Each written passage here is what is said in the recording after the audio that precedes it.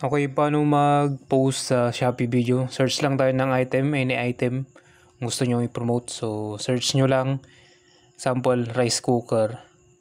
Click nyo lang rice cooker. Tapos, click pa ba? Makikita nyo dyan yung commission nyo. 3%, 32. Then, heart nyo muna. Tapos, click arrow sa taas.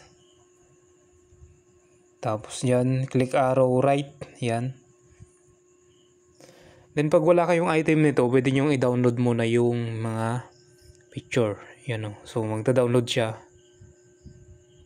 Wait nyo lang. Then pipili lang kayo ng gusto nyong picture na i-post. Then click nyo yung Shopee video. Tapos video.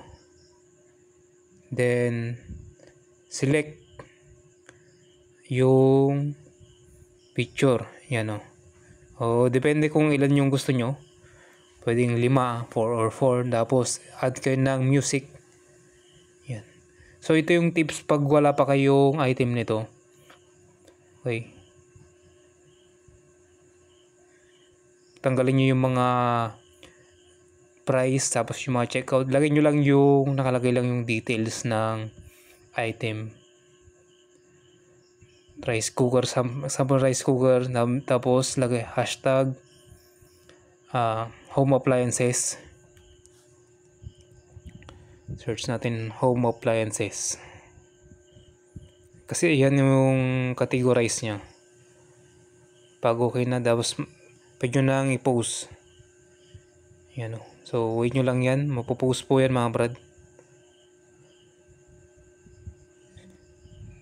Yan o.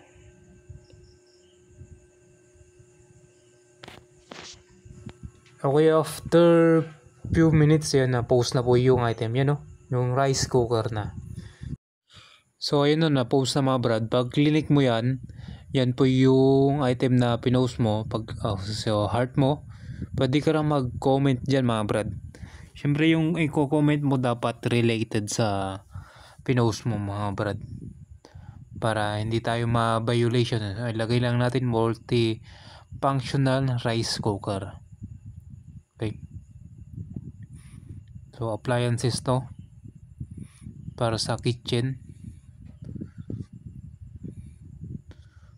3% pala yung commission nito. Well, depende kung ano yung ipopromote po natin. Yan o. So mag-play na yan. Pag link nila, may order. So may commission po tayo. Ganun lang po. Thank you.